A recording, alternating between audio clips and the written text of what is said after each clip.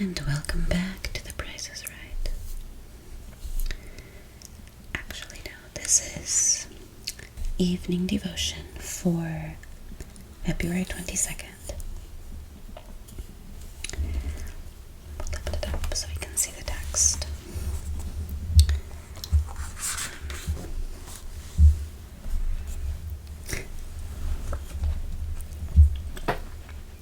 The Lord is slow to anger and great in power. Nahum 1, verse 3. Jehovah is slow to anger. When mercy cometh into the world, she driveth winged steeds. The axles of her chariot wheels are red hot with speed. But when wrath goeth forth, it toileth on with tardy footsteps. For God taketh no pleasure in the sinner's death. God's rod of mercy is ever in his hands outstretched. His sword of justice is in its scabbard, held down by that pierced hand of love which bled for the sins of men. The Lord is slow to anger because he is great in power. He is truly great in power who hath power over himself. When God's power doth restrain himself, then it is power indeed. The power that binds omnipotence is omnipotence surpassed.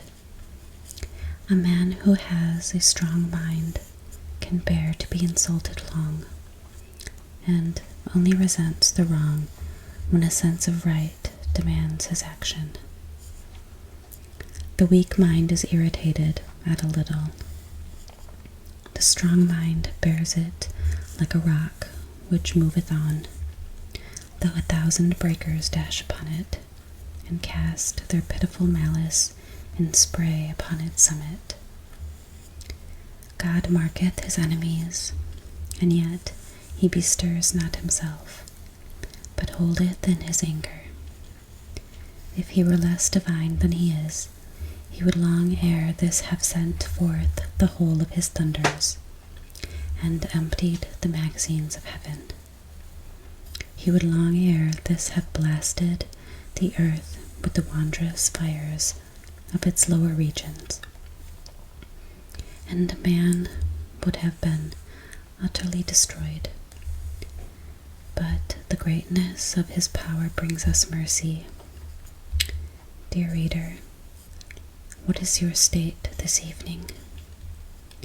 Can you by humble faith look to Jesus and say, "My substitute, thou art my rock, my trust"? Then, beloved, be not afraid of God's power, for now that you are forgiven and accepted, now that by faith you have fled to Christ for refuge, the power of God need no more terrify you than the shield and sword of the warrior need terrify those whom he loves. Rather rejoice that he who is great in power is your Father and friend.